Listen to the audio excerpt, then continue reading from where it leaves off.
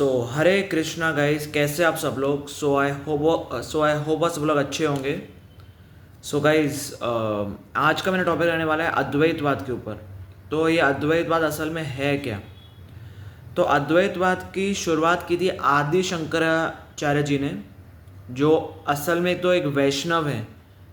शिव जी, आदि शंकराचार्य जी असल में वो वैष्णव है, पर उनको भगवान ने ये आदेश दिया क्योंकि भगवान विष्णु का अवतार हो चुका था बुद्ध के रूप में। शाक्तावेश अवतार हो चुका था। तो शाक्तावेश अवतार हो चुका था भगवान विष्णु का। उन्होंने दिया कि क्योंकि लोग वेदों का इस्तेमाल करके गलत काम कर रहे थे, नॉनवेज खा रहे थे। तो बुद्ध आए और उन्होंने उन्होंने वेद को और उपनिषद को साइड करा दिया और दिया शून्यवाद। तो ज़ीरो, शून्यवाद से आया वन। भगवान विष्णु ने कहा शिव जी से कि आप जाइए और आप अद्वैतवाद का सिद्धांत दीजिए। तब शिव जी बहुत दुखी थे, बहुत दुखी थे। वो कह रहे थे कि मेरे को आपका प्रचार नहीं करना है भगवान, काश मेरे को आपका प्रचार करने को मिलता। पर भगवान विष्णु ने कहा अभी लोगों का उतना स्तर ही नहीं है, अभी लोगों की उतनी बुद्धि आगे नहीं बढ़ी है कि तुम उनको असली सिद्धांत दो, जो वैष्णव का सिद्धांत है, वैष्णव। तो भगवान विष्णु ने ऐसा कहा। तो आदि शंकराचार्य जी गए और उन्होंने जानबूझ के मिस्टेक की। भले ही अद्वैतवाद का पालन उन्होंने सिद्धांत बताया, उन्होंने जानबूझ के मिस्टेक की। आज अद्वैतवादी को खबर नहीं है कि उनके साथ क्या झमेला हो गया। उनको मूर्ति पूजा बता दी, बोला ब्रह्म में एक होना है, मूर्ति पूजा करा करो। पर क्या मूर्ति को देखते देखते उनको प्यार होना चालू हो जाता था, क्योंकि भगवान निराकार तो है नहीं। एक तो होता है भगवान का दिव्य स्वरूप, एक होता है माया का स्वरूप। जो जैसे ब्रह्मा जी है, वो माया के अंडर में आते हैं, पर बहुत बड़ी पोस्ट है वो। तो भगवान का वैसा रूप नहीं है, भगवान का दिव्य स्वरूप है। भगवान माया के मालिक हैं, माया के अधीन नहीं है, गुणाधीश है, माया के मालिक है वो। उनका दिव्य स्वरूप है, वो परम ब्रह्म है। तो कब उनको मूर्ति पूजा करते करते कब उनको प्यार होने लग जाता था, मूर्ति से प्यार होने लग जाता था।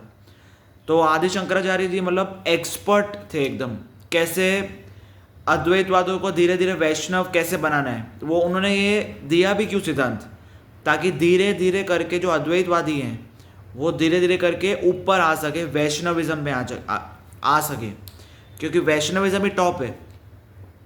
तो शून्यवाद का दिया था बुद्ध जी ने।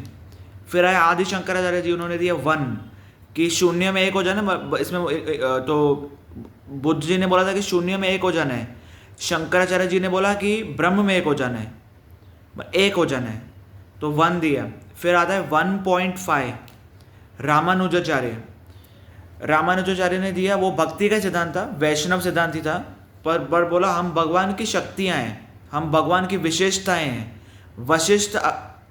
वशिष्ठ अद्वैतवाद रामानुजाचार्य जी ने दिया। फिर आए मध्वाचार्य जी, उन्होंने दिया द्वैत, कि हम भगवान से अलग हैं, और भर भर के खंडन किया। मध्वाचार्य रामानुजाचार्य जी ने भर भर के खंडन किया मायावाद का, जो पूरे इंडिया में फैल चुका था। पूरे इंडिया में मायावाद फैल चुका था। असल में ये मायावाद है, जो अद्वैतवाद है वो मायावाद है। वो मायावाद कैसे है? माया का मतलब होता है इल्यूजन, और वाद का मतलब फिलॉसॉफी। तो इल्यूजन पे बेस्ड कोई फिलॉसॉफी, उसको मायावाद कहते हैं। जैसे ऋत्विक है, वो मायावाद है। मैं अभी वो बात पे नहीं जाऊँगा। तो पूरे इंडिया में फैल चुका था ये मायावाद। तो उन्होंने रस का भी दिया कि भगवान के साथ कौन से रस में हम जुड़ सकते हैं, वो भी दिया। पर देश, परिस्थिति, काल के हिसाब से मध्वाचार्य जी ने वही सिद्धांत दिया जो ज़रूरी था। तब ज़रूरी था कि मायावाद का भर भर के खंडन करना। रामानुजाचार्य, मध्वाचार्य जी ने भर भर के खंडन किया, और भी आचार्यों ने किया, जैसे निम्बार्काचार्य, विष्णु स्वामी, जो चतुष्कुमार और शिव जी के संप्रदाय से आ रहे हैं, शिव जी के संप्रदाय से आ रहे विष्णु स्वामी, और चतुष्कुमार से आ रहे निम्बार्काचार्य, नहीं निम्बार्काचार्य पता नहीं। तो चारों ने किया, पर जो मेन दो आचार्य थे, मध्वाचार्य, रामानुजाचार्य, उन्होंने भर भर के खंडन किया इसका। तो भगवान विष्णु ने ही आदेश दिया था कि आप जाइए और खंडन कीजिए। पहले देश परिस्थिति काल के हिसाब से पहले ये ज़रूरी है।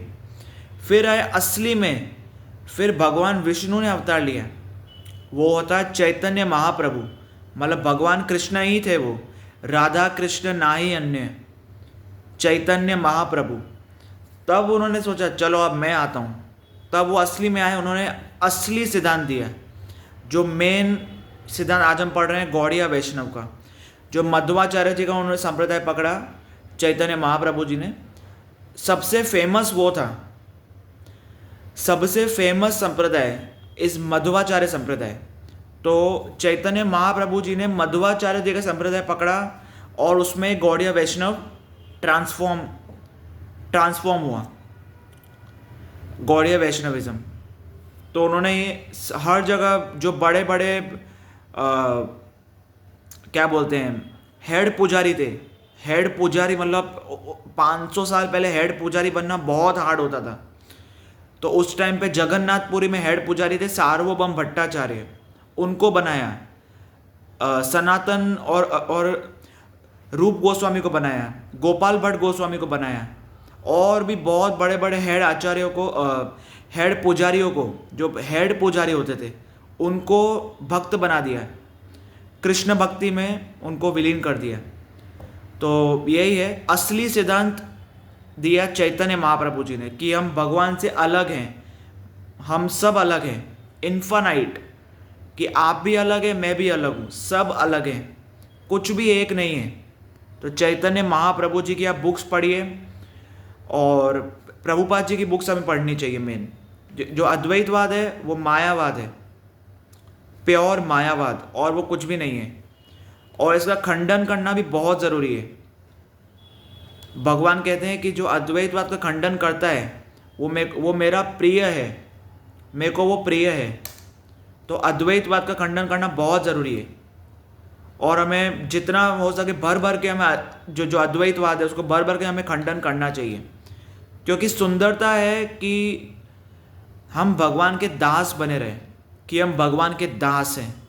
सुंदरता ये चीज़ में है, सुंदरता ये चीज़ में नहीं है कि हम ही एक हो जाएं उसमें। ये सब मायावाद है, ऐसा कुछ होता भी नहीं है और ऐसा कभी होगा भी नहीं। उसके लिए भक्ति करनी पड़ती है भगवान के साथ रहने में। हम भगवान जैसा हमें दिव्य रूप मिलता है, हमें भगवान जैसा एक दिव्य रूप मिलता है, पर हम भगवान नहीं बन जाते जब हम भगवान की भक्ति करते हैं। कुछ मतलब हम जो अद्वैतवादी लोग कहते हैं कि हम एकत्व में आ जाते हैं, एकत्व असल में नहीं होता है। हमें भगवान जैसा दिव्य रूप मिलता है। जैसे भगवान विष्णु के वैकुंठ में सबके 4 हाथ होते हैं, जैसे जय और विजय के दोनों के 4 हाथ थे, पर विष्णु के पास, जो भगवान विष्णु जो लेटे हुए हैं इतने बड़े साइज में, उनके पास एक मणि होती है, मणि जो उनके छाती में लगी होती है, वो किसी के पास नहीं होती। भगवान जैसा दिव्य रूप मिलता है, पर हम भगवान नहीं बन जाते, हम भगवान के दास ही रहते हैं। जैसे हनुमान जी है, हनुमान जी क्या चाहते हैं कि मैं राम जी में एक हो जाए? वो बिल्कुल भी नहीं। हनुमान जी चाहते हैं कि हमेशा मैं राम जी का दास बने रहूं, मैं तो उनका दास हूँ। शिव जी भी कहते हैं मैं अपने प्रभु का दास हूँ, पर वो भी दिव्य है। भगवान शिव जी भी दिव्य है, जैसे भगवान कृष्ण दिव्य है, शिव जी भी दिव्य है, मतलब हाँ। सो परम विजय थे चैतन्य महाप्रभु, जिन्होंने असली सिद्धांत दिया। हरे कृष्णा।